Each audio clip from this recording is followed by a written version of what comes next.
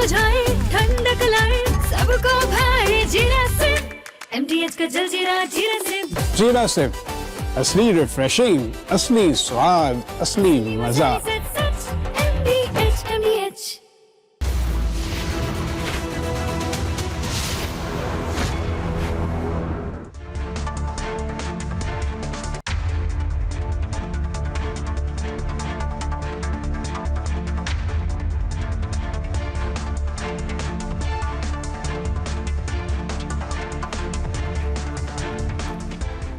नमस्कार, बहुत स्वागत है आपका। आप देख रहे हैं देश का नंबर 1 न्यूज शो, ये भारत की बात है, और मैं हूं आपके साथ मृदुल शर्मा। उम्मीद करते हैं आप सभी सेहतमंद होंगे और बहुत बहुत फिट होंगे। आज खबरों में आपके लिए क्या है खास, कौन सी बड़ी खबरें हैं, आइए जानते हैं। आज आपको बताऊंगा दर्शकों, स्ट्रेट ऑफ हॉर्मूज की तो दुनिया बात कर रही है, लेकिन हॉर्मूज आइलैंड पर डोनाल्ड ट्रंप और नेतन्याहू ने मिसाइल मार दी और ऐसा हमला किया गया है कि खलीफा की फौज हिल गई है। अमेरिका ने कैसे अटैक किया है, कितना नुकसान हुआ है, इसकी जानकारी आपको देंगे, बताएंगे। मिडिल ईस्ट में तेल के बाद पानी पर जंग की शुरुआत हो गई। अब इजराइल से ईरान के बड़े जल भंडार को मिसाइल मारने की तस्वीर सामने आई और ईरान ने कहा हम इसका बदला जरूर लेंगे। दिखाएंगे आपको जंग के बीच खुद को शांति दूत बताने वाले पाकिस्तान के विदेश मंत्री कैसे फिसल गए, खुद चल नहीं पा रहे और ये शांति और मध्यस्थता की बात कर रहे हैं। दर्शकों, आपको इसके बाद एक और बड़ी जानकारी देंगे।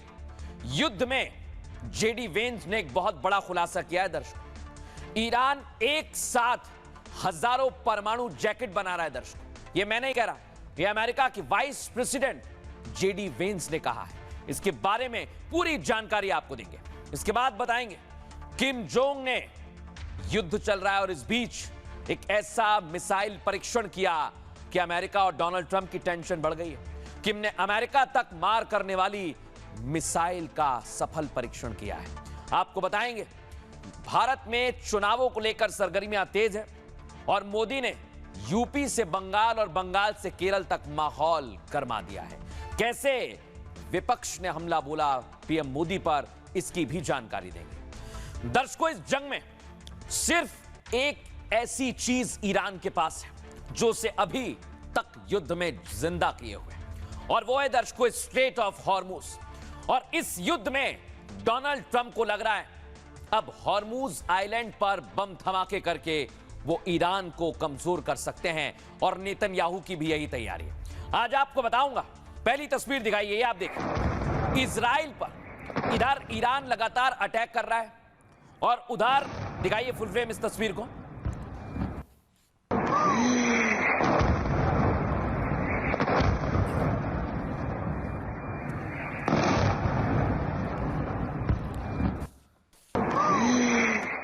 लगातार इधर हमले जारी हैं दर्शकों। ईरान का तेल अवीव में भी हमला है। अगर हॉर्मूज पर ट्रंप और नेतन्याहू निशाना साधेंगे तो ईरान बदला लेगा।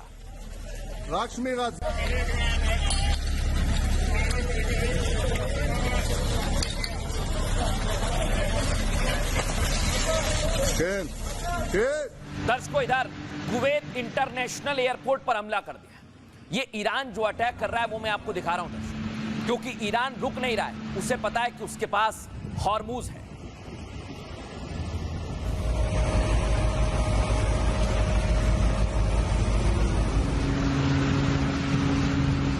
अब दर्शकों आपको दिखाते हैं, ये है इराक का इरबिल, जहां अमेरिकी दूतावास पर हमला किया गया और इस वजह से डोनाल्ड ट्रंप बेहद गुस्से में आ गए हैं।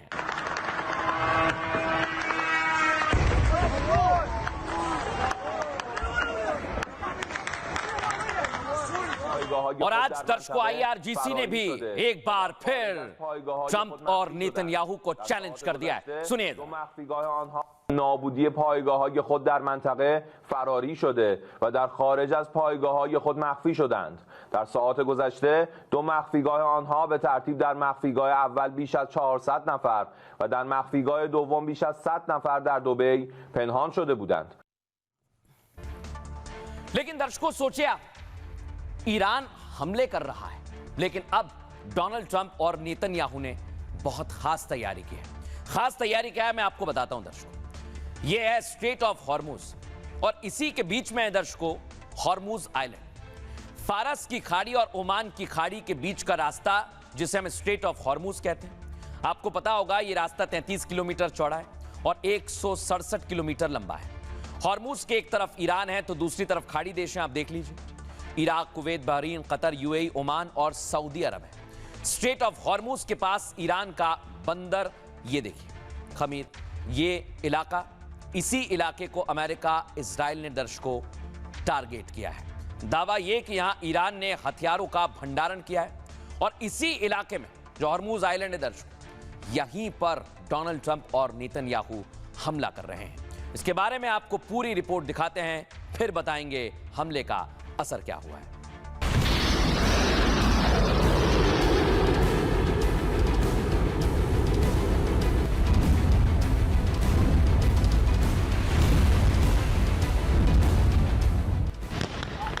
मिडिल ईस्ट में एक महीने से बम वर्षा जारी है और अब तक इसके रुकने के आसार नजर नहीं आ रहे। एक तरफ ईरान पर हमले नहीं रुक रहे, दूसरी तरफ ईरान भी खाड़ी देशों में अमेरिकी ठिकानों के साथ इजराइल को निशाना बनाए हुए है।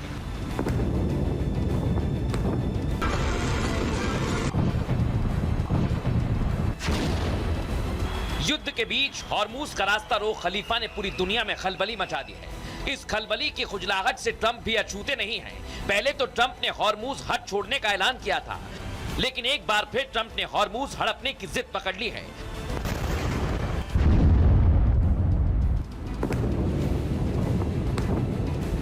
जिस पर खलीफा के सेनापति उन्हें गंभीर परिणाम भुगतने की चेतावनी दे रहे हैं। अगर ट्रंप अमेरिकी सैनिकों को ईरान भेजते हैं तो वे फारस खाड़ी की शार्क मछलियों का अच्छा खासा निवाला बन जाएंगे।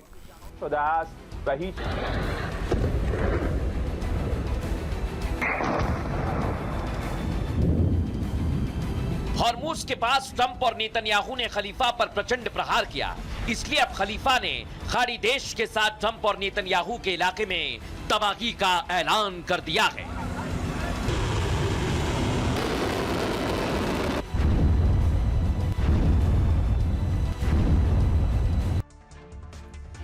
अब दर्शकों मैं आपको बताता हूं, स्ट्रेट ऑफ हॉर्मुज तो दुनिया जानती है जहां पर जहाज खड़े हुए हैं, लेकिन अब डोनाल्ड ट्रंप कब्जा कर रहे हैं उस जगह पर जो है हॉर्मुज आइलैंड। और देखिए कैसे यूएस और इजराइल ने हमला किया है दर्शकों। अब डोनाल्ड ट्रंप अगर उस आइलैंड पर ही कब्जा कर लेंगे तो फिर ईरान क्या करेगा।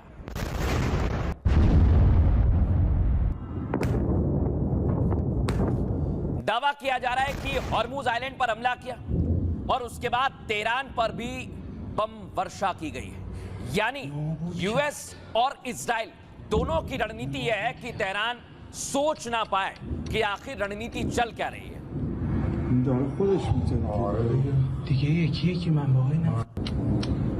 अब दर्शकों ईरान पलटवार करने के लिए तैयार होता उससे पहले ही त्रिपोली भी आ गया और त्रिपोली के टारगेट पर हैं ईरानी सैनिक। यानी डोनाल्ड ट्रंप एक तरफ कह रहे हैं कि अभी इंतजार कर रहे हैं और दूसरी तरफ खेल चालू है।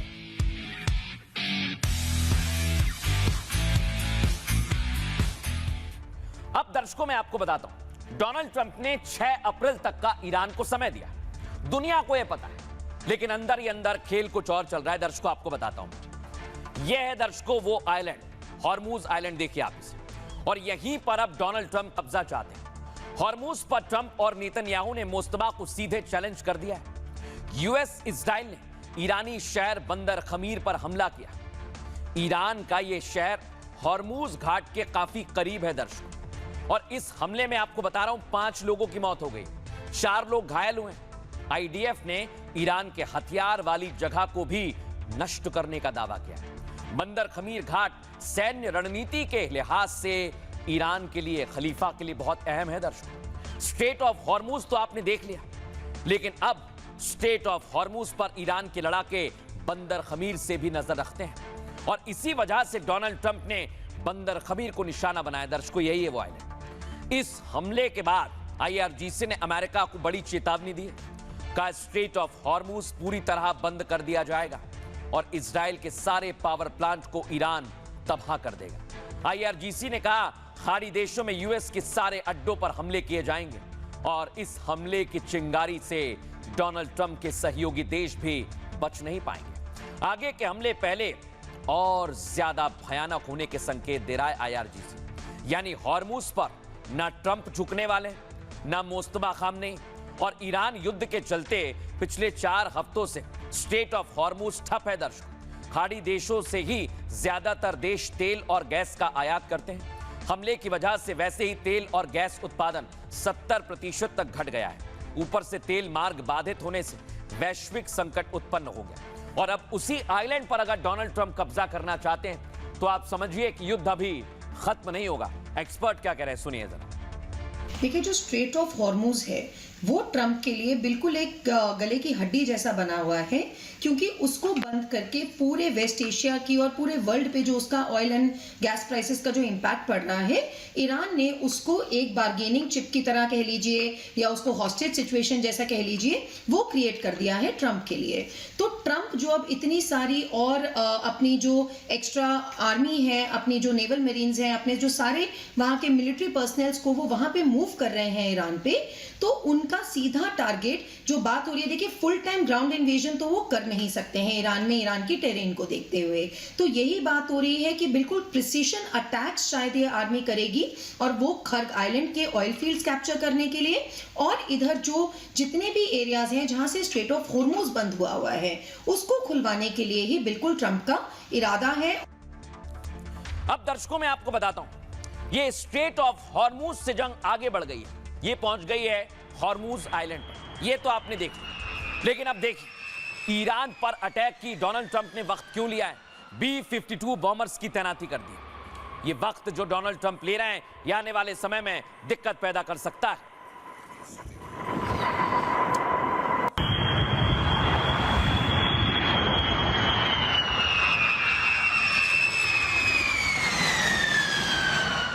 अब देखिए, डोनाल्ड ट्रंप ने कल संकेत दिए थे दुनिया को कि स्ट्रेट ऑफ हॉर्मुज अब स्ट्रेट ऑफ ट्रंप, यानी वो उसी आइलैंड पर कब्जा करना चाहते हैं। सुनिए जरा डोनाल्ड ट्रंप ने क्या कहा था।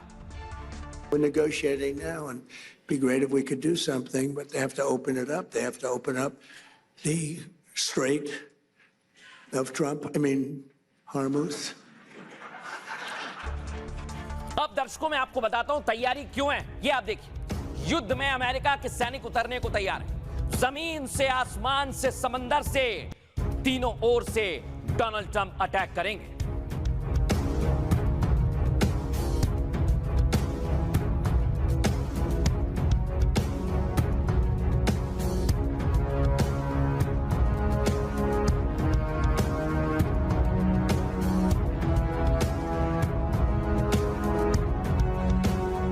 लेकिन ईरान कह रहा है आ जाएं, कितने सैनिक आ रहे हैं, कितने युद्धपोत आ रहे हैं, IRGC भी तैयार है। सुनिए जरा। که معروف به دروغگوترین رئیس جمهور کشورهای جهان شده است و هیچ ثبات فکری و گفتمانی ندارد، به هیچ عنوان قابل اعتماد نیست و متاسفانه سران آمریکا به کسی اختیارات فرماندهی نیروهای مسلح را واگذار نمودند که به دلیل بی‌تعادلی अब दर्शकों मैं आपको बताने वाला हूं, जिस तरह से अभी युद्ध चल रहा है यह आगे और ज्यादा भयानक होगा, क्योंकि अब हॉर्मुज आइलैंड पर ट्रंप दावा ठोक रहे हैं और तैयार है खलीफा की सेना। हॉर्मुज पर ट्रंप के सब्र का बांध टूटता दिख रहा है। दर्शकों, वो हॉर्मुज खोलने के लिए अमेरिकी सैनिक को भेजने वाले हैं। अमेरिकी सेना ईरान में ग्राउंड ऑपरेशन की तैयारी कर रही है। दर्शकों, इसके लिए पेंटागन ने जबरदस्त तैयार किया है एक प्लान। वॉशिंगटन पोस्ट की रिपोर्ट के मुताबिक दर्शकों ये बड़ा दावा किया गया है, सुनिए ध्यान से। युद्ध का स्वरूप हमले के बजाय रेड की तरह होगा। आपको बताएं, ये पूरी तरह से धावा बोलने का तरीका है। इसमें स्पेशल ऑपरेशन आर्मी और रेगुलर इन्फेंट्री होंगे। जमीनी हमले में खार्ग द्वीप पर कब्जा करने की योजना है और हॉर्मुज के तटों पर छापे मारना, हथियारों को नष्ट करना अमेरिकी सेना की प्राथमिकता है। खर्ग आइलैंड ईरान की तेल अर्थव्यवस्था की रीढ़ माना जाता है और यहां से ईरान अपने ज्यादातर कच्चे तेल का भी निर्यात करता है। अगर अमेरिका इस द्वीप पर हमला करता है या इसे निष्क्रिय कर देता है तो ईरान की आर्थिक ताकत पर इसका सीधा असर पड़ेगा। और आप मानिए, स्ट्रेट ऑफ हॉर्मुज से भी ईरान की अच्छी खासी कमाई होती है। इसलिए डोनाल्ड ट्रंप अब दूसरे रास्ते से खलीफा को कमजोर करना चाहते हैं। ट्रंप के इस प्लान पर ईरान ने बड़ी चेतावनी जारी कर दी। ईरानी अखबार तेहरान टाइम्स ने अपने फ्रंट पेज पर एक खबर लगाई दर्शकों। फ्रंट पेज पर लिखा, वेलकम टू हेल, मतलब नर्क में आपका स्वागत है। इसमें आगे लिखा था, अगर अमेरिकी सैनिक ईरान की जमीन पर उतरते हैं तो ताबूत में ही अमेरिका के सैनिक वापस जाएंगे।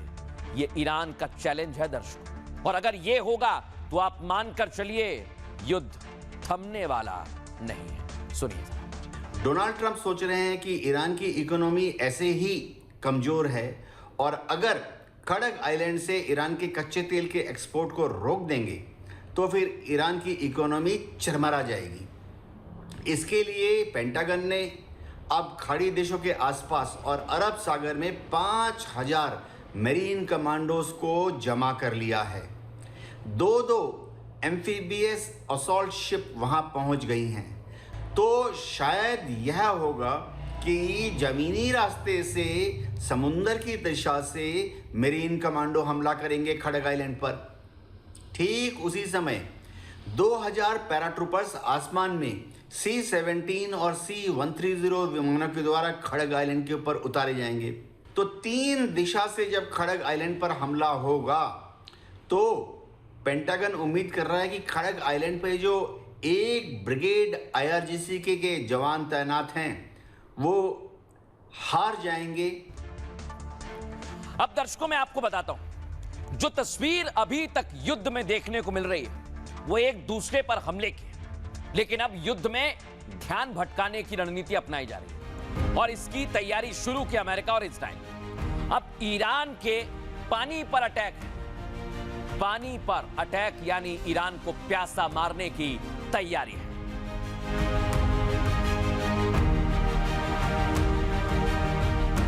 लेकिन दर्शकों ईरान भी कम नहीं है। इधर पानी पर हमला, उधर ऊर्जा संयंत्र पर हमला, यानी वो इजराइल के एनर्जी पर सीधे अटैक कर रहा है। और ये जंग दर्शकों पानी और उद्योग जगत को लेकर अब बढ़ती जा रही है।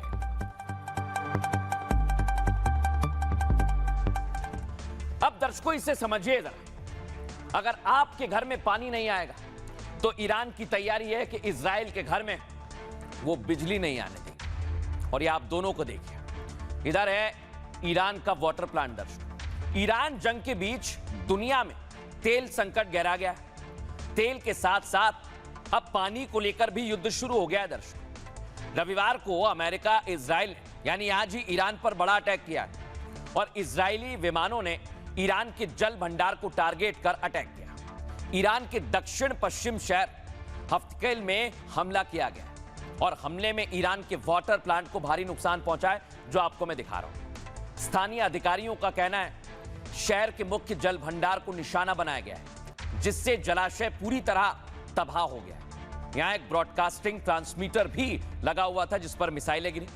हमले में एक व्यक्ति के घायल होने की खबर है और हमले के बाद हजारों निवासियों के पेयजल की आपूर्ति ठप हो गई। दर्शक इससे एक बड़े मानवीय और जल संकट की आशंका बहुत ज्यादा बढ़ गई है। प्रशासन वैकल्पिक व्यवस्था करने की कोशिश कर रहा है और ईरान के विदेश मंत्री अब्बास अराक्ची ने हमले की कड़ी निंदा की। कहा यह जानबूझकर अस्पताल, जल स्रोतों को निशाना बनाया जा रहा है। युद्ध में इस तरह की क्रूरता, इस स्तर की क्रूरता के लिए कोई शब्द नहीं। ईरान कह रहा है कि इस हमले का जवाब जरूर दिया जाएगा और ऐसा जवाब दिया जाएगा कि नेतन्याहू और अमेरिका टेंशन में आ जाएंगे। सुनिए अब्बास अराक्ची क्या कह रहे हैं।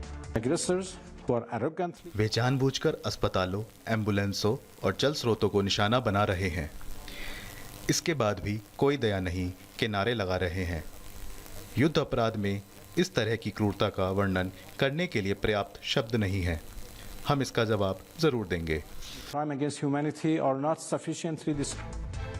लेकिन दर्शकों आप सोचिए, जब दो बड़े देश एक दूसरे पर इस तरह हमला कर रहे हैं, क्या वो मान जाएंगे?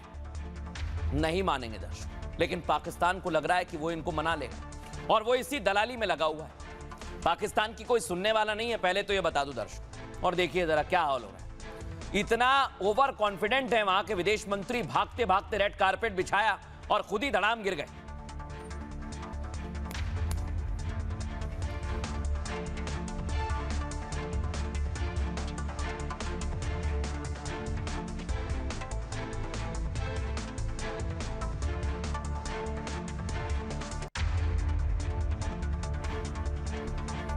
अब मैं आपको दिखाता हूं दर्शक, पाकिस्तान के मंत्री तो धड़ाम से गिर गए, लेकिन तुर्की, मिस्र और सऊदी के विदेश मंत्रियों को पाकिस्तान अपने घर में बुलाता है और कह रहा है कि युद्ध के बीच हम पूरी तरह से मध्यस्थता के लिए तैयार हैं। ऐसे संकेत पाकिस्तान दे रहा है। अब मैं आपको बताता हूं, यही है वो मंत्री जो अभी धड़ाम से गिर गए थे। वो कह रहे हैं कि ईरान में अब्बास अराक्ची से उनकी बात हुई और बाकायदा पाकिस्तान कह रहा है कि हम बात कर रहे हैं।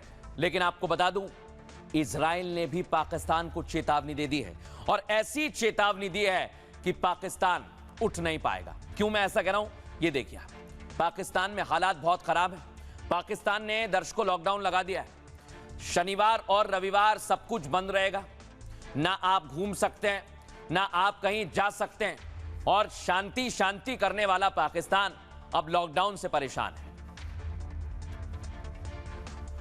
सोचिए दर्शकों, आपके घर में खाना नहीं है, आपके यहां कुछ भी नहीं है, लेकिन ये पाकिस्तान है दर्शकों। घर में कुछ नहीं है, लेकिन बाहर सूट बूट पहन के दलाली करने निकल गया है। रिपोर्ट आपको दिखाता हूं।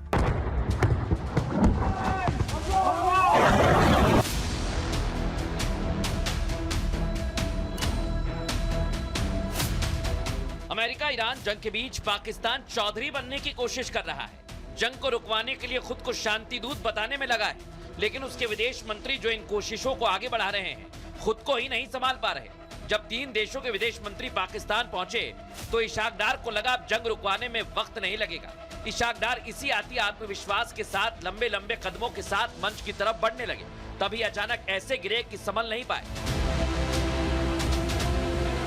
पाकिस्तान जो अपने पड़ोसी अफगानिस्तान को नहीं संभाल पा रहा, जहां का प्रधानमंत्री खुलेआम प्रेस कॉन्फ्रेंस में यह बयान देता है कि पेट्रोल की कीमत 500 के पार होती, लेकिन सरकार इसे 322 रुपए में दे रही है।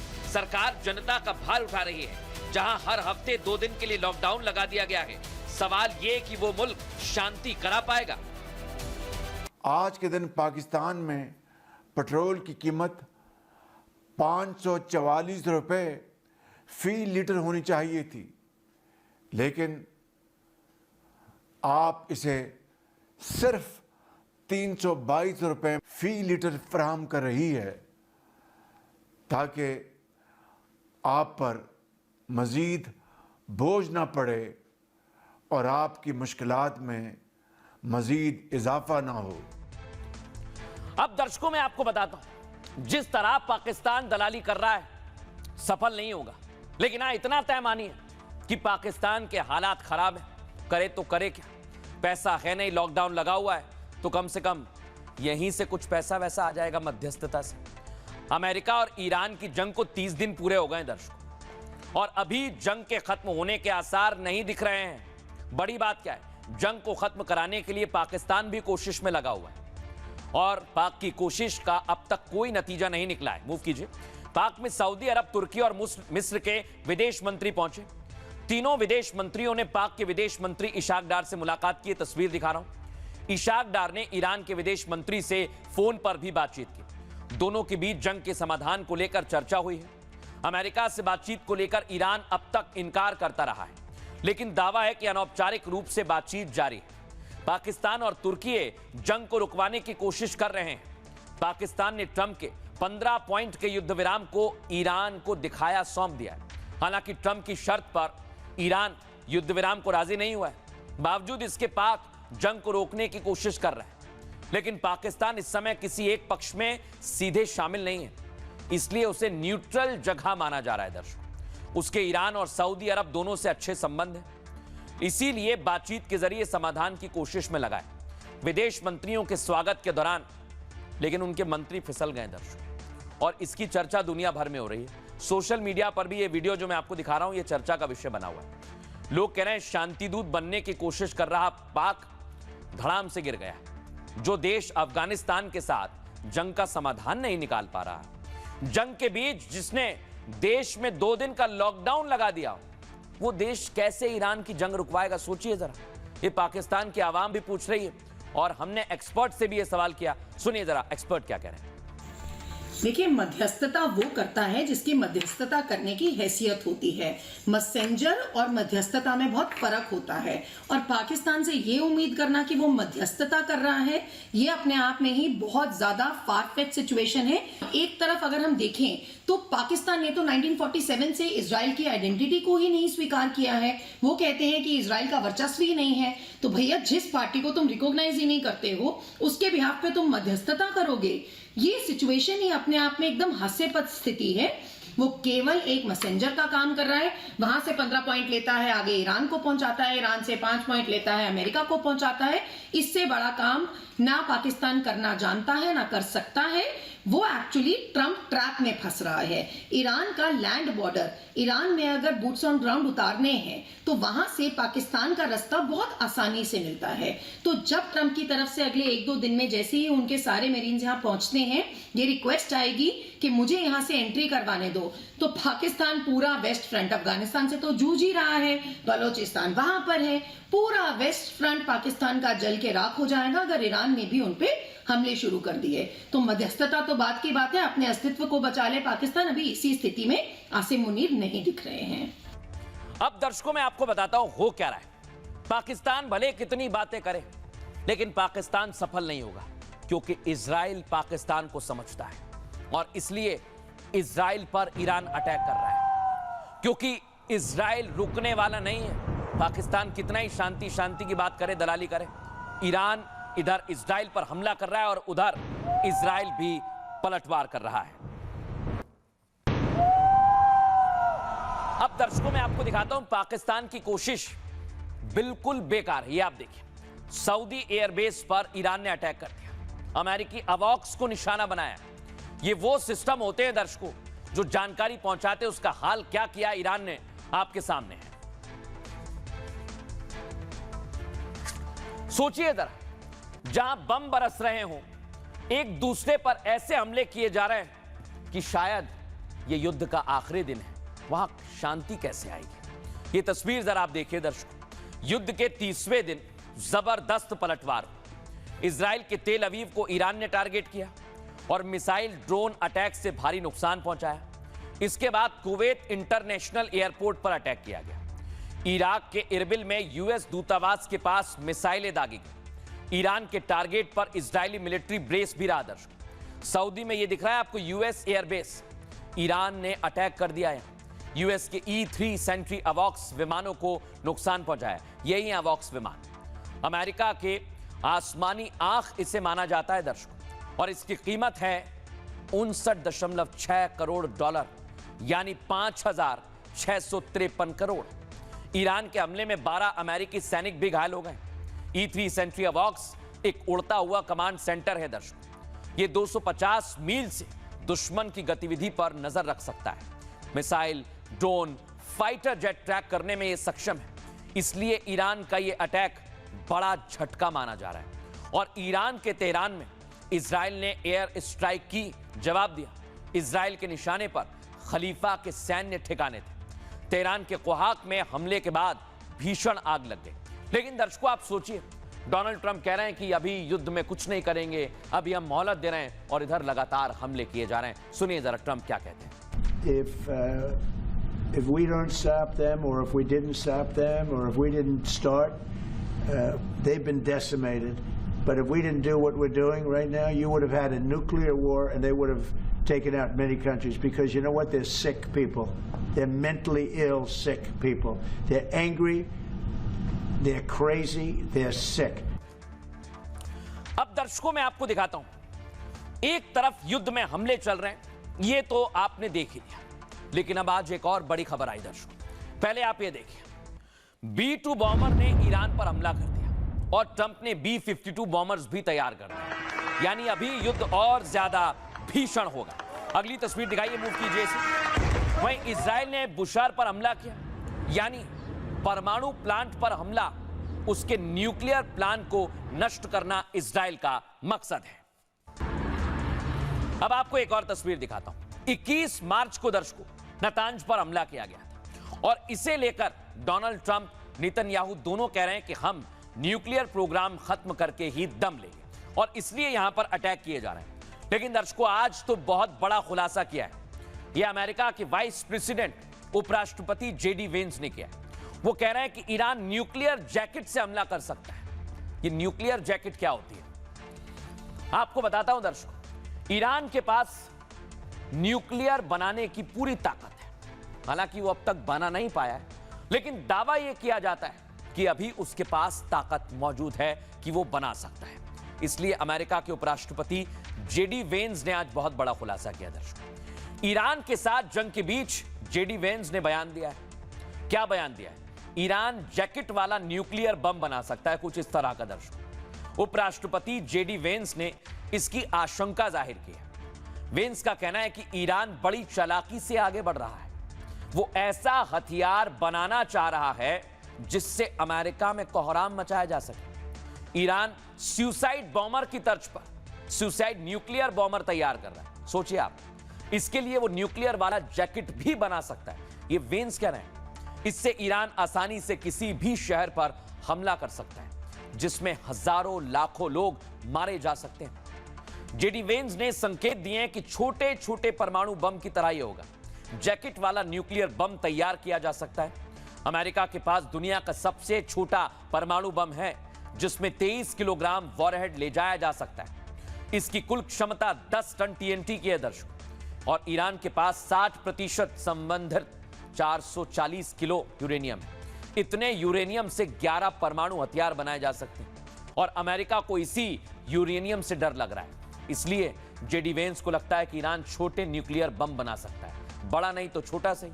वैज्ञानिक तौर पर यह आसान नहीं होगा, यह भी समझ लीजिए, लेकिन ईरान अगर इस कोशिश में लगाए तो फिर दुनिया को काफी दिक्कत हो सकती है। सुनिए जरा इजरायली डिफेंस फोर्स इसको लेकर क्या कह रहा है। इजराइल ने ईरान के परमाणु कार्यक्रम को काफी नुकसान पहुंचाया है। ऑपरेशन राइजिंग लॉयन में हमने ईरान के परमाणु उत्पादन की पूरी श्रृंखला पर बहुत जोरदार हमला किया और यह भी जोड़ा कि पूरी उत्पादन श्रृंखला प्रभावित हुई, लेकिन वह पूरी तरह से नष्ट नहीं हुई। जमीन के नीचे मौजूद यूरेनियम और उससे जुड़े अन्य चीजों के बारे में मैं कोई टिप्पणी नहीं कर सकता। ईरान के पास कोई परमाणु हथियार नहीं होगा। लेकिन दर्शकों सोचिए, अगर इस समय ईरान के पास यूरेनियम मौजूद है तो वो ये जैकेट परमाणु हथियार बना सकता है। इसी को लेकर आज हमने बात की है वैज्ञानिक सृजन पाल सिंह से। वो क्या कह रहे हैं सुनिए जरा। जेडी वेंस का ये क्लेम कि ईरान एक ऐसा एटॉमिक बॉम्ब बना सकता है जिसको सुसाइड वेस्ट की तरह पहन करके कोई फिदायीन हमला कर दे, थोड़ा साइंटिफिकली डिफिकल्ट है और ईरान के लिए तो ये लगभग इम्पॉसिबल है। अब क्यों ऐसा? इसलिए क्योंकि जो न्यूक्लियर बॉम्ब होता है वो ऐसा नहीं है कि सिर्फ यूरेनियम के आपने 2 टुकड़े लिए, उनको स्मैश कर दिया और एटॉमिक बॉम्ब बन गया। उसको बनाने और चलाने का एक कॉम्प्लेक्स प्रोसेस है, डेटोनेशन करने का एक पूरा मैकेनिज्म है, कॉम्प्लिकेटेड है, सेंसिटिव है, खतरनाक है। उसको कंट्रोल करने का एक मैकेनिज्म है, न्यूट्रॉन्स को रिफ्लेक्ट करके उसको बॉम्ब पे पॉइंट करना, फ्यूल पे पॉइंट करने का अपना मैकेनिज्म है। यानी एक कॉम्प्लेक्स इंजीनियरिंग प्रोडक्ट है। आप इसको एक कोट में या वेस्ट में पहन करके घूम नहीं सकते, ये संभव नहीं है। अगर ऐसा कोई करेगा तो 2-3 चीजें होंगी। पहला तो एक्सीडेंटल डिटोनेशन का खतरा होगा। दूसरा, वो जो व्यक्ति पहनेगा वो रेडिएशन से पहले ही मर जाएगा, क्योंकि इतना एनरिच यूरेनियम या प्लूटोनियम वो पहन के घूमेगा तो इतना रेडिएशन आएगा कि वो अपने टारगेट तक पहुंच ही नहीं पाएगा। ये सारी चीजें उसको जैकेट में बनाना इम्पॉसिबल बना। अब दर्शकों, वैज्ञानिक तौर पर तो यह असंभव सा लगता है, लेकिन जेडी वेंस ने दावा किया तो दुनिया भर में इसकी चर्चा हो रही है। लेकिन दर्शकों, चर्चा तो डोनाल्ड ट्रंप के विरोध की भी बहुत तेज है। ये देखिए, अब डोनाल्ड ट्रंप ने ईरान को तो वक्त दे दिया, लेकिन वहां की जनता कह रही है कि आपको कोई वक्त नहीं देंगे, हम आपको तुरंत जाना होगा, गो नाउ। सुनिए जरा। Una mattina mi sono alzato, oh vela ciao, vela ciao, vela ciao, ciao, ciao, una mattina mi sono alzato। अब दर्शकों, मैं आपको बताता हूं, ये देखिए, अपने ही घर में डोनाल्ड ट्रंप के खिलाफ कितना बड़ा विरोध प्रदर्शन किया जा रहा है और लोगों का कहना है आपसे हम थक गए, आप चले जाइए यहां से। And one reason we really don't need no kings is because it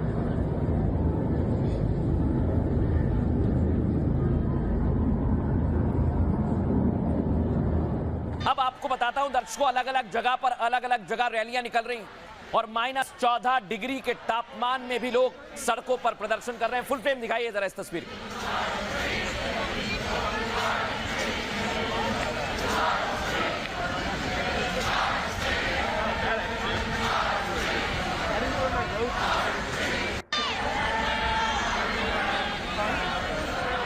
New York की टाइम्स स्क्वायर पर भी लोग प्रदर्शन करने के लिए पहुंच गए। दर्शक आप सोचिए, डोनाल्ड ट्रंप अब अपने ही देश में घिरते जा रहे हैं।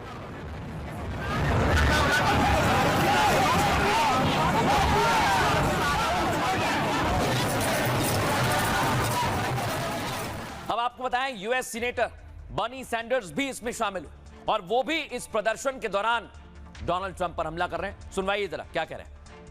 Trump and his partner, Israeli Prime Minister Benjamin Netanyahu, started a war with Iran. This war is unconstitutional. Trump did not seek or receive authorization from Congress. This war is a violation of international law. अब दर्शकों मैं आपको बताता हूं, Donald Trump के खिलाफ लोग इतना गुस्सा है कि वो अपने ही देश से नाराज हो गए। वो कह रहे हैं इससे बेहतर होता कि हम कहीं और रहते। सुनवाइए जरा।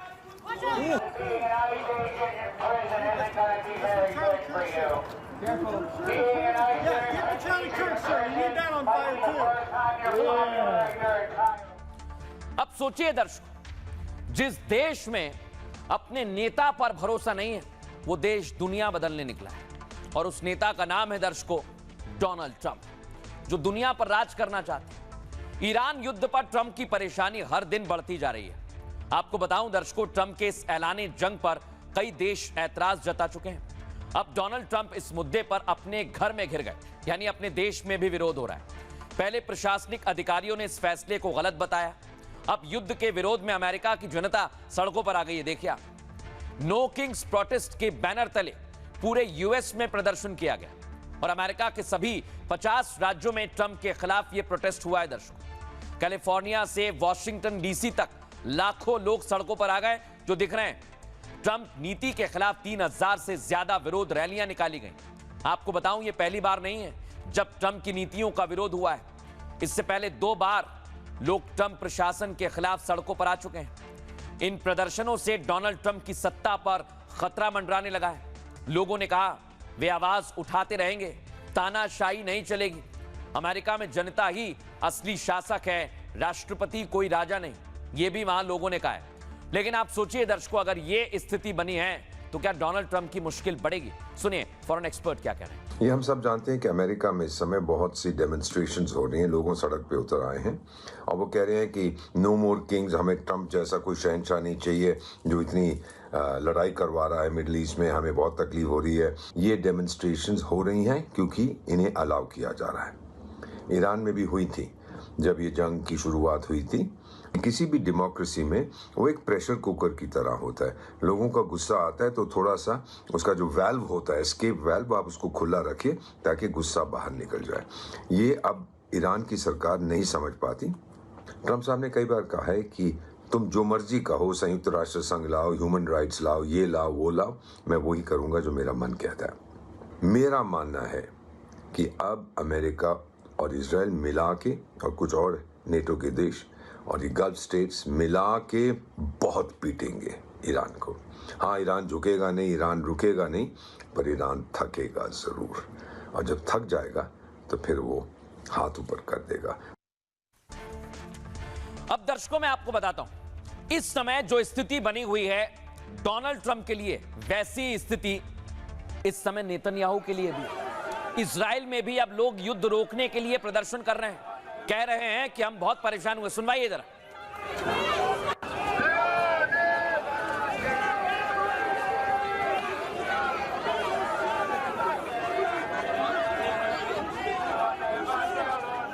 ये आप देखिए दर्शक, वो कह रहे हैं कि हमें सत्ता परिवर्तन चाहिए और युद्ध भी खत्म करना है। सुनवाइए जरा लोगों ने क्या नारेबाजी की।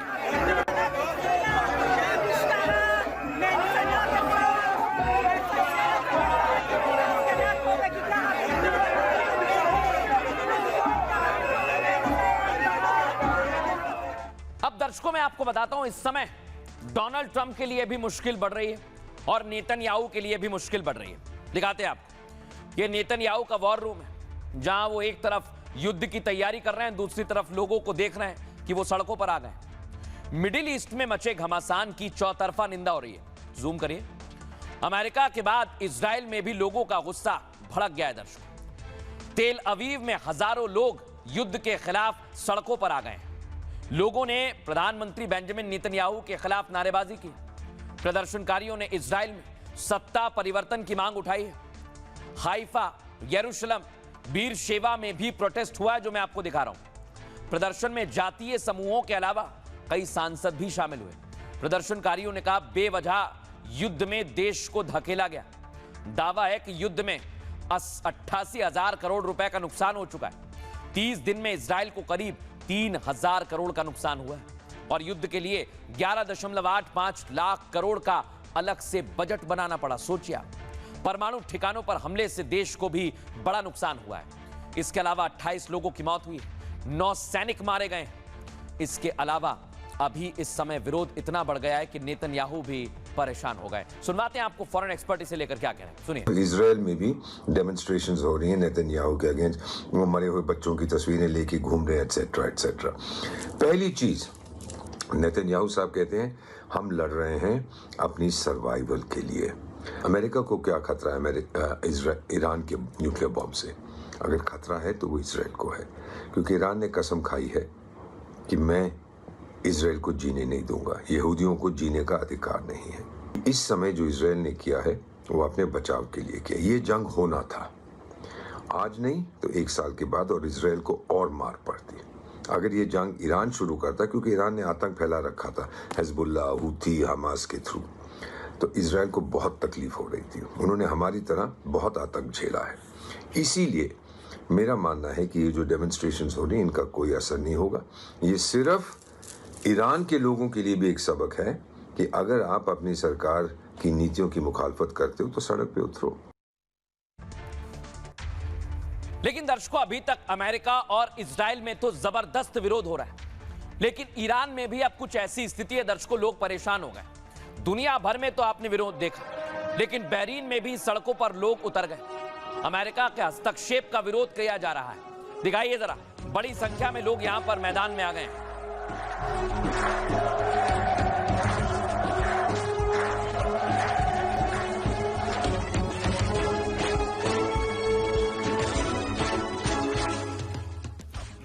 अब दर्शकों मैं आपको बताता हूं, इधर मसूद पेजेश्कियन और IRGC के बीच भी ठन गई है। खबर यह है कि पड़ोसी देशों पर हमले को लेकर दोनों के बीच में तनातनी बढ़ गई है। इसका मतलब यह कि युद्ध में अब सब परेशान हो रहे हैं। दर्शकों अगली तस्वीर दिखाइए, मूव कीजिए। यह बहरीन में ईरान ने हमला किया और सबसे बड़ी रिफाइनरी को जला दिया। इसके बाद तल्खियां और ज्यादा बढ़ गई हैं दर्शकों। इसलिए कहा जा रहा है कि अब यह युद्ध घर के लोगों को भी पसंद नहीं आ रहा है।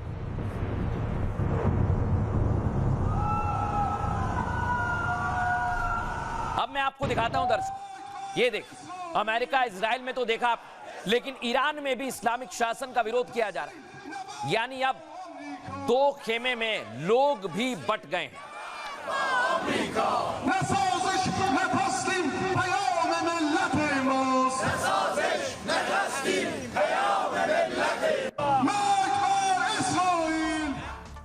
अब आप सोचिए दर्शक, एक तरफ युद्ध चल रहा है, हर देश अपनी अपनी जीत के दावे ठोक रहा है कि हम आगे चल रहे हैं, हम जीत रहे हैं, लेकिन वहां की जनता भी उनके विरोध में है। ऐसा ईरान के साथ भी हो रहा है। जंग के बीच ईरान के अंदर भी मतभेद बढ़ते जा रहे हैं दर्शकों। सियासी लीडरशिप और IRGC के बीच खींचतान बढ़ गई है। राष्ट्रपति पेजेश्कियन और IRGC प्रमुख के बीच तनाव की खबरें हैं दर्शकों। IRGC के चीफ हैं अहमद वाहिदी और पेजेश्कियन के रुख से वो सहमत नहीं है।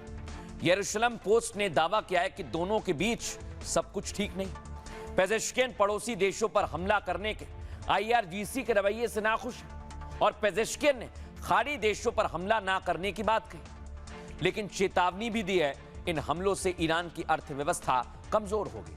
मुस्लिम वर्ल्ड में ईरान के अकेले पड़ने का भी खतरा बढ़ जाएगा और जंग को लेकर सारे फैसले दर्शकों इस समय IRGC ले रहा है, जबकि पेजेश्कियन चाहते हैं कि युद्ध से जुड़े हुए फैसले IRGC की बजाय ईरानी सरकार को लेने चाहिए। दावा यह कि अहमद वाहिदी ने इस मांग को स्वीकार नहीं किया है।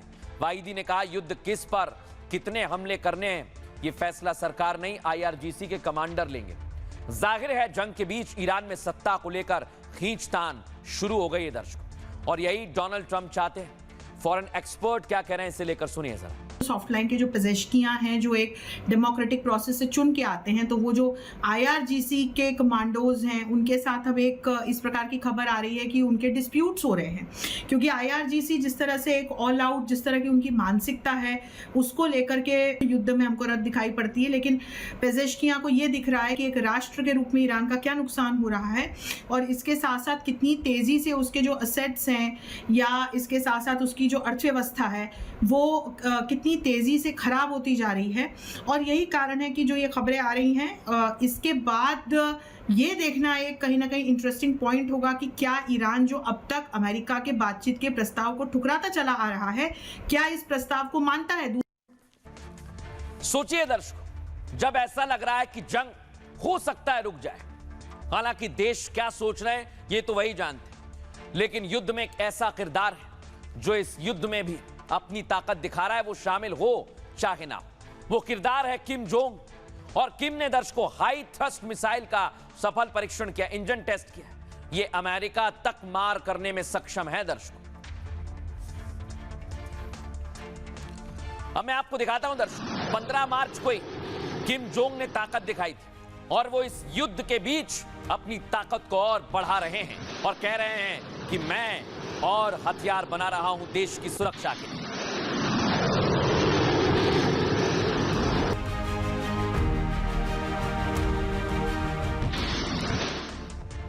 अब सोचिए दर्शकों, युद्ध चल रहा है, लेकिन किम जोंग जानते हैं कि डोनाल्ड ट्रंप का भरोसा नहीं, वो कहीं ईरान के बाद, क्यूबा के बाद उन पर निशाना ना साधे, इसलिए वो ताकत अपनी दिखा रहे हैं। किम जोंग ने लगातार अपनी ताकत को बढ़ाया है।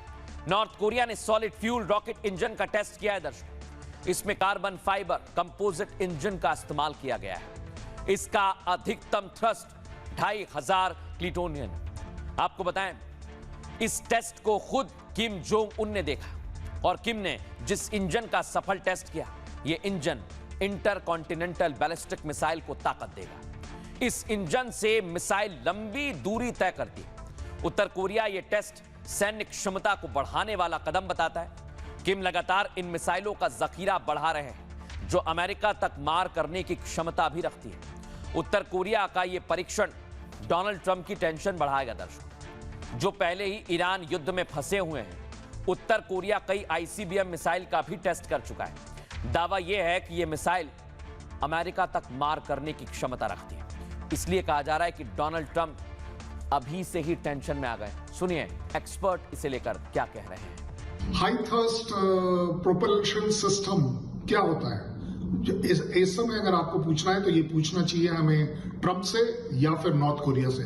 नॉर्थ कोरिया अपनी एक नई रिसर्च के अंतर्गत हाई थर्स्ट इंजन्स जो मिसाइल्स में लगते हैं, और अगर इस पूरे कॉम्बिनेशन को बनाया जाए तो किसके लिए है?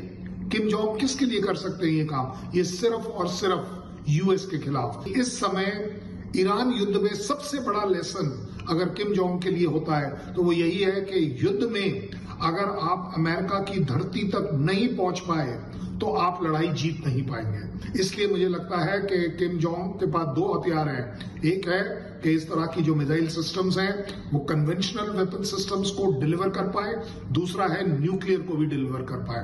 ये दो काबिलियत और यूएस की धरती तक पहुंचने की दूरी को ट्रेवल करना, इंटरसेप्ट नहीं होना, एक पिन पॉइंट स्ट्राइक कर पाना, इतनी बड़ी थ्रेट है कि शायद यूएस कभी भी नॉर्थ कोरिया के ऊपर अटैक तो नहीं करेगा जिस तरीके से उसने ईरान पर कर दिया। अब देखिए दर्शकों, किम जोंग चाहते हैं कि उनकी ताकत बढ़ती रहे, और इस युद्ध में जब परमाणु खतरे की बात की जा रही है तो किम कहां पीछे रहेंगे। देखिए आप, किम जोंग ने अपनी परमाणु ताकत दुनिया को फिर दिखा दी, और उनके देशवासियों से भी वो कहते हैं कि जब तक परमाणु है डरने की जरूरत नहीं।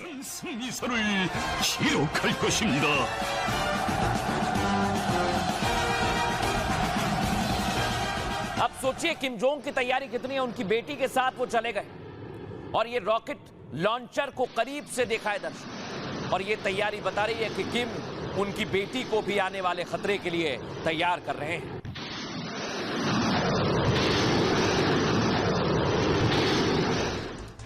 अब सोचिए दर्शकों, मिडिल ईस्ट के हालात ठीक नहीं है और इस समय किम जोंग जानते हैं कि वो पुतिन को समर्थन करते हैं, ईरान को समर्थन करते हैं और डोनाल्ड ट्रंप को ये पसंद नहीं और वो दक्षिण कोरिया को समर्थन करते हैं। इसलिए मिडिल ईस्ट में जारी जंग के बीच किम जोंग ने बड़ा बयान दिया। अमेरिका और इजराइल के ईरान पर किए गए हमले साबित करते हैं उत्तर कोरिया का परमाणु हथियार रखने का फैसला सही था। उत्तर कोरिया की संसद में अपने संबोधन के दौरान किम जोंग ने कहा, पश्चिम एशिया में चल रहा युद्ध दिखाता है कि आज की दुनिया में मजबूत सैन्य ताकत देश को सुरक्षित रख सकती है। अमेरिका दुनिया भर में जो आक्रामक कदम उठा रहा है उससे साफ होता है कि परमाणु हथियार बढ़ाने का फैसला गलत नहीं है। नॉर्थ कोरिया को अब और कोई खतरा नहीं है। जरूरत पड़ी तो हम दूसरे देशों के लिए खतरा बन सकते हैं। हम अपने देश को एक परमाणु शक्ति के रूप में और मजबूत करेंगे ताकि अमेरिका जैसे देश जो खतरा बने हुए हैं उसको रोका जा सके। उत्तर कोरिया अपने परमाणु हथियारों को और ज्यादा बढ़ाएगा। दर्शकों, किम ने अमेरिका के खिलाफ मोर्चे में सक्रिय होने की भी बात कही। साउथ कोरिया को हम दुश्मन देश का दर्जा देंगे, यह भी किम ने कहा है। दर्शकों, लेकिन अगर किम की ताकत बढ़ेगी तो क्या वाकई दक्षिण कोरिया के लिए दिक्कत होगी? सुनिए एक्सपर्ट क्या कहते हैं। देखिए, इस दुनिया में इसमें कोई शक की बात नहीं है। शक्ति शक्ति को पूजती है और अगर ईरान के पास न्यूक्लियर बॉम्ब होता, न्यूक्लियर बॉम्ब कैरी करने के वेपन सिस्टम्स होते हैं, न्यूक्लियर बॉम्ब बना लो, लेकिन उसके कैरियर्स भी आवश्यकता है। उस एयरक्राफ्ट इस किस्म के मिसाइल जो उसके पास हैं, इस किस्म के सी के जो हवाई जहाज़ हैं, इस किस्म के होने चाहिए, सी के जहाज़ होने चाहिए, समुद्री जहाज़।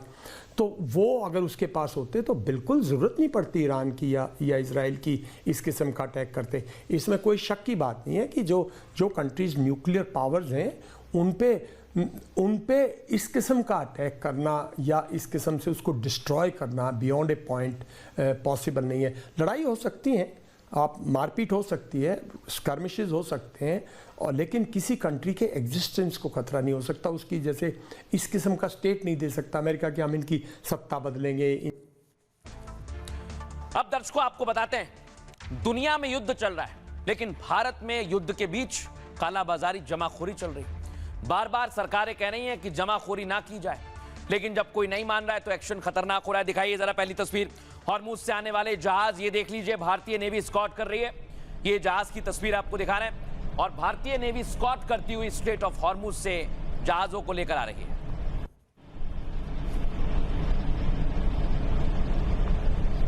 इधर नौसेना जहाज लेकर आ रही है और इधर लोगों को देखिए आप, उनकी कालाबाजारी चल रही है, वो मान ही नहीं रहे। हाथरस में कालाबाजारी के खिलाफ एक्शन हुआ है। फुल फ्रेम दिखाइए इस तस्वीर को।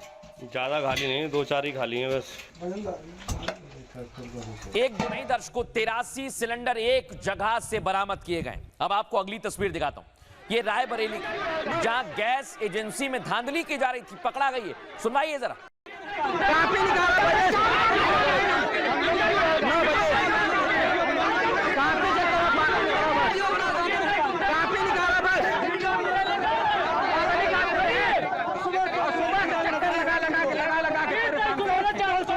सोचिए आप, 1200 रुपए वसूले जा रहे थे और इधर देखिए गैस सिलेंडर पर अब चोरों की नजर है।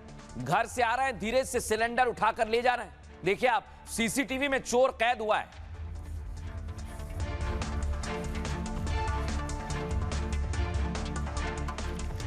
दर्शकों, बार बार प्रशासनिक अधिकारी कह रहे हैं, बार बार सरकार कह रही है कि कालाबाजारी ना करें। इससे किसी और का नुकसान नहीं है, आपके देश का नुकसान है, आपके पड़ोस में रहने वाले लोगों का नुकसान है। लेकिन कई लोग कालाबाजारी कर रहे हैं, दर्शकों मान नहीं रहे।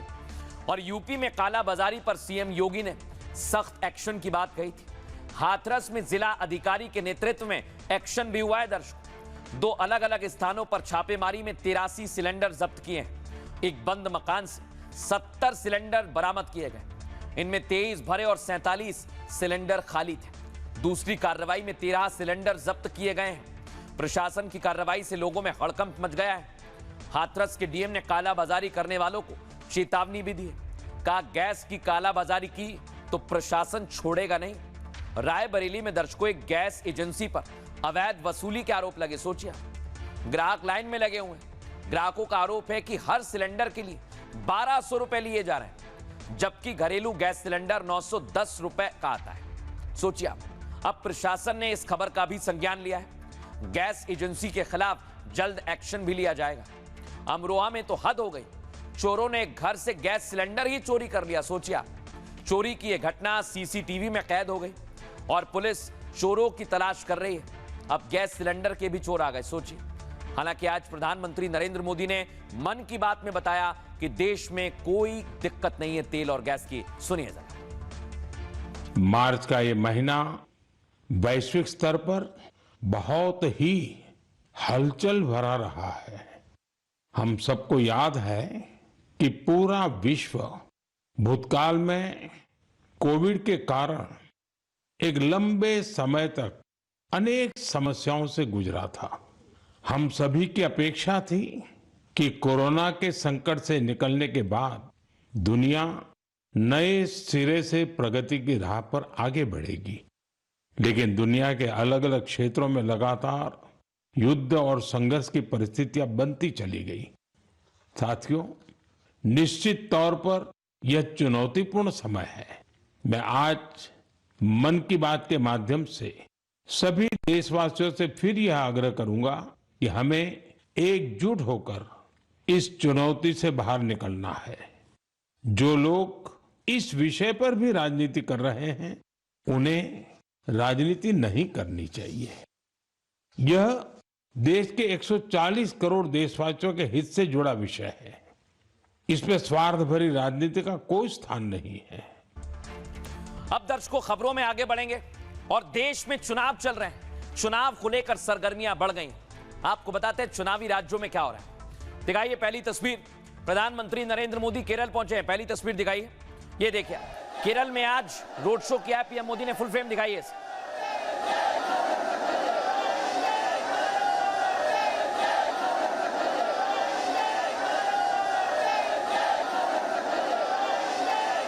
ये त्रिशूर में पीएम मोदी ने रोड शो किया और इधर पलक्कड़ में आप देखिए पीएम ने जनसभा को संबोधित किया। और आज प्रधानमंत्री नरेंद्र मोदी ने निशाना साधा लेफ्ट और कांग्रेस पर।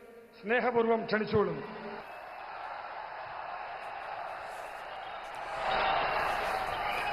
दर्शकों, पीएम मोदी के निशाने पर एलडीएफ और यूडीएफ रहे और पीएम मोदी ने आज वाद्यंत्र बताते हुए बता दिया कि केरल में इस बार जंग दिलचस्प होगी।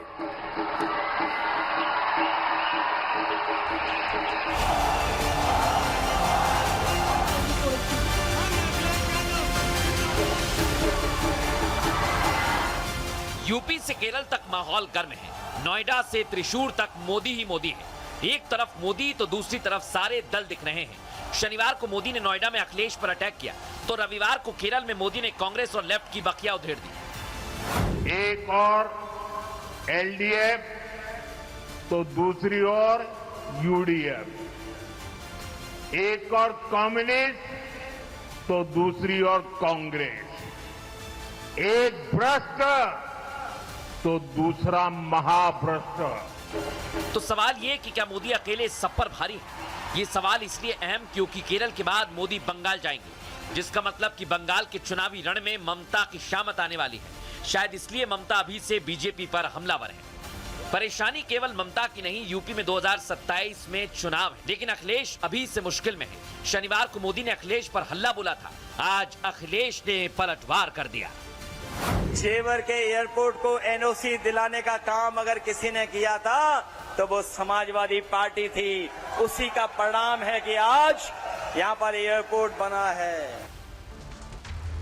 अब दर्शकों, मैं आपको बताता हूं, पीएम मोदी इस समय पूरी ताकत के साथ जुटे हुए हैं और बीजेपी को उम्मीद है कि इस बार चुनावों में उसे सफलता मिलेगी। देश के 5 राज्यों में दर्शकों चुनाव होने वाले हैं।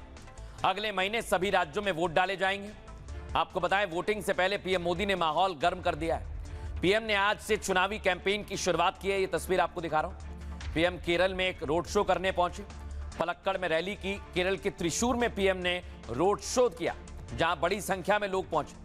34 मिनट के इस रोड शो में सड़क के दोनों तरफ कई लोग मौजूद थे। इस रोड शो से पहले पीएम मोदी ने पलक्कड़ में रैली को संबोधित किया, जिसमें उन्होंने कांग्रेस गठबंधन और लेफ्ट अलायंस दोनों पर हमला बोला। उन्होंने कहा, केरल मतलबी पॉलिटिक्स के 2 मुखौटों के बीच फंसा है।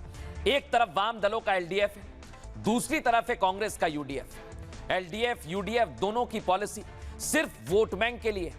इनमें एक अलायंस करप्ट है तो दूसरा महाकरप्ट है, एक कम्युनल है तो दूसरा महाकम्युनल है। और आजकल ये दोनों एक प्रोपेगेंडा भी चला रहे हैं। पीएम ने कहा कम्युनिस्ट कहते हैं कांग्रेस बीजेपी की बी टीम है, कांग्रेस कहती है कम्युनिस्ट बीजेपी की बी टीम है, जिसका सीधा मतलब है कि दोनों ने सच मान लिया है।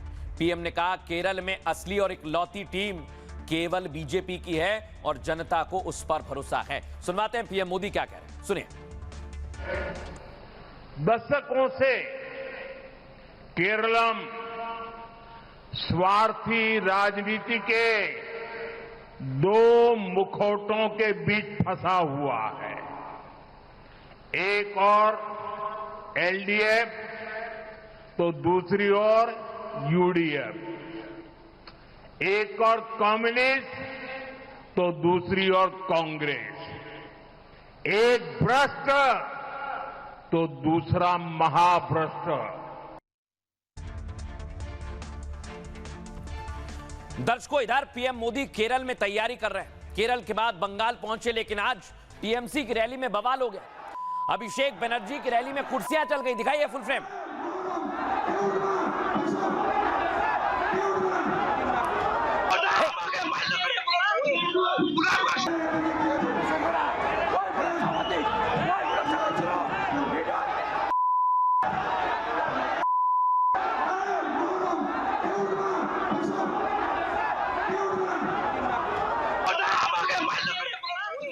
अब दर्शकों आपको बताते हैं, नलबाड़ी में अमित शाह ने रैली की और उन्होंने असम में फिर से घुसपैठियों का मुद्दा उठाया है। अगली तस्वीर दिखाइए, मूव कीजिए इसे। इधर ममता बनर्जी ने आज गृह मंत्री अमित शाह पर हमला बोला और उन्होंने दावा किया कि बंगाल में इस बार फिर टीएमसी सरकार बनाएगी। लेकिन दर्शकों, इस बार बंगाल और असम का चुनाव बहुत मुश्किल है। बात करते हैं बंगाल की। पश्चिम बंगाल में आर पार की लड़ाई शुरू हो गई। दर्शकों, सत्ता में वापसी के लिए ममता बनर्जी सारे पैंतरे आजमा रही हैं। अमित शाह ने कल ममता के खिलाफ चार्जशीट जारी की थी, हमने आपको बताया, जिसमें उन्होंने भ्रष्टाचार, हिंसा और घुसपैठिए जैसे मुद्दे उठाए। उन्होंने ममता पर सीधे सीधे विक्टिम कार्ड खेलने के आरोप लगाए।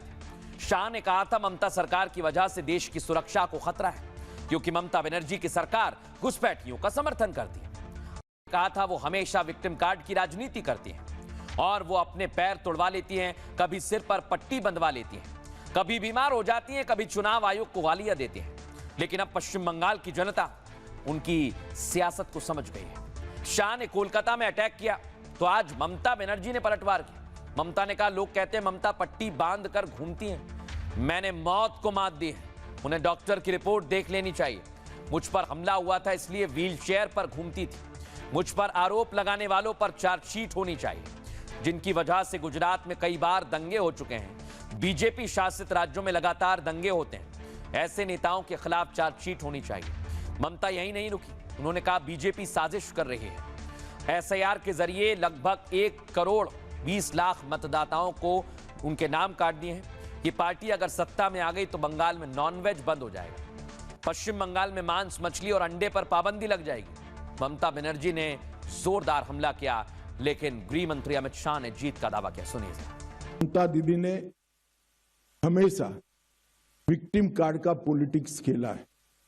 कभी पैर तुड़वा लेती हैं, कभी सिर पर पट्टी बंधवा देती हैं, कभी बीमार हो जाती है और कभी चुनाव आयोग के सामने बेचारा बनकर चुनाव आयोग को गालियां निकालती। मगर ममता दीदी, मैं आपको बताने आया हूं कि आपकी ये राजनीति को, विक्टिम कार्ड की पॉलिटिक्स को बंगाल की जनता अब बहुत अच्छे तरीके से समझ गई। बीजेपी के एक बड़े नेता ने कल टीएमसी पर एक चार्जशीट पेश किया है। चार्जशीट तो उन्हें अपने खिलाफ पेश करना चाहिए, जो गुजरात में दंगा करवाते हैं, जिस दंगे में कितने ही लोग मारे गए हैं। ये लोग लोकतंत्र और संविधान की हत्या कर रहे हैं। अमेरिका से जब भारतीयों को वापस भेजा गया था तब ये कहाँ थे? ये लोग हमारे खिलाफ साजिश रच रहे हैं। बंगाल में करीब 1 करोड़ 20 लाख नाम काट दिए गए हैं। ये लोग हमारी चोट का भी मजाक बनाते हैं। हम उन्हें डॉक्टर की रिपोर्ट दिखा सकते हैं। अब दर्शकों मैं आपको दिखाता हूं, इधर बंगाल और असम, केरल, तमिलनाडु में चुनाव की तैयारी चल रही है। यूपी में 2027 में चुनाव है, लेकिन इसका आगाज कल से हो गया है। नोएडा में मोदी और योगी पहुंचे थे और पीएम मोदी ने पिछली सरकारों पर निशाना साधा। लेकिन आज जवाब दिया अखिलेश यादव ने। मूव कीजिए, दिखाइए अगली तस्वीर। आज दादरी में पहुंचे अखिलेश यादव और यहां 27 का आगाज कर दिया है अखिलेश यादव ने। जावेद हमीदी साहब को आमंत्रित करता हूं कि वो अपनी बात रखें। भाई लेकिन दर्शकों, कल हमला किया तो आज अखिलेश यादव ने जवाब दिया है और अखिलेश यादव ने जो जवाब दिया है उससे आप समझिए कि अब 27 की शुरुआत हो गई है। यूपी में 2027 का चुनावी माहौल बन गया है। बीजेपी सपा दोनों अपनी जोर आजमाइश में लगे हुए हैं। दोनों पार्टियों ने पश्चिम यूपी से चुनाव का बिगुल बजाया। शनिवार को मोदी और योगी ने नोएडा में जबरदस्त रैली की थी। दोनों नोएडा इंटरनेशनल एयरपोर्ट के उद्घाटन के लिए पहुंचे थे। नोएडा एयरपोर्ट से थोड़ी दूरी पर आज अखिलेश यादव ने रैली की। इस रैली का नाम अखिलेश यादव ने समाजवादी समता भाईचारा रखा। ग्रेटर नोएडा के दादरी में हुई इस रैली में उन्होंने मोदी और योगी पर हमला किया। उनके भाषण में मोदी और योगी की सभा में जुटी भीड़ का असर भी दिखा। उन्होंने कहा, बीजेपी की रैली में लोगों को जबरन उठाकर लाया गया। जो लोग रैली में आए थे उनमें ज्यादातर सरकारी कर्मचारी थे। इस रैली में एक यूनिवर्सिटी के छात्रों को भी लाया गया, जिसकी वजह से एआई समिट में भारत की बदनामी हुई। वो यहीं नहीं रुके, उन्होंने एयरपोर्ट का श्रेय लेने की कोशिश की और बताया, नोएडा के एयरपोर्ट को समाजवादी पार्टी ने ही एनओसी दिलाया। सपा की कोशिश की वजह से ही नोएडा में एयरपोर्ट बन सका, लेकिन किसानों को बाजार रेट पर मुआवजा नहीं दिया गया। उनकी सरकार बनी तो किसानों के साथ न्याय किया जाएगा। जो लोग आज कह रहे हैं नोएडा को लूट का एटीएम बनाया, ऐसे लोगों को अब हार दिखने लगी है, इसलिए बयानबाजी होने लगी। दरअसल कल पीएम मोदी ने अखिलेश सरकार पर हमला बोला था और उन्होंने बताया था नोएडा में सपा ने नोएडा को लूट का एटीएम बना दिया था। इसी को लेकर अखिलेश यादव ने आज पलटवार किया। सुनवाते हैं आपको। एयरपोर्ट को एनओसी दिलाने का काम अगर किसी ने किया था तो वो समाजवादी पार्टी थी। उसी का परिणाम है कि आज यहाँ पर एयरपोर्ट बना है। कम से कम अपने छोटी वाली एटीएम का हिसाब किताब तो कर लेते कि 10 साल में एटीएम का कितना हिसाब किताब बना होगा। इस एटीएम ने न केवल देश बल्कि दुनिया को, न केवल देश बल्कि एटीएम ने दुनिया को परेशान किया होगा। दर्शकों, अभी चुनावों में समय है, लेकिन ये समय बहुत जल्दी गुजर जाएगा क्योंकि माहौल अभी से बन गया है। आगे बढ़ेंगे, बात करेंगे आज के सूत्र की। आज का सूत्र लिया है श्रीमद् भगवत गीता से। चक्रव्यूह में अभिमन्यु के मारे जाने से अर्जुन दुखी थे। उन्होंने भगवान श्री कृष्ण से पूछा, आप तो उसे बचा सकते थे, फिर हे माधव आपने ऐसा क्यों नहीं किया? भगवान ने बड़े ही शांत भाव से उत्तर दिया, कहा, मैं सृष्टि का रचयिता हूं, लेकिन हर मनुष्य को अपने कर्म और अपना युद्ध स्वयं ही लड़ना पड़ता है। अगर आज मैं अभिमन्यु को बचाता तो दुनिया को यह सीख कैसे मिलती कि अकेला इंसान भी लाखों की भीड़ से लड़ने का साहस रख सकता है। इसी में सीख छुपी हुई है। दर्शकों, आपको भी हार नहीं मानना है, लड़ते रहना है। एक छोटा सा ब्रेक, जल्द हाजिर होंगे।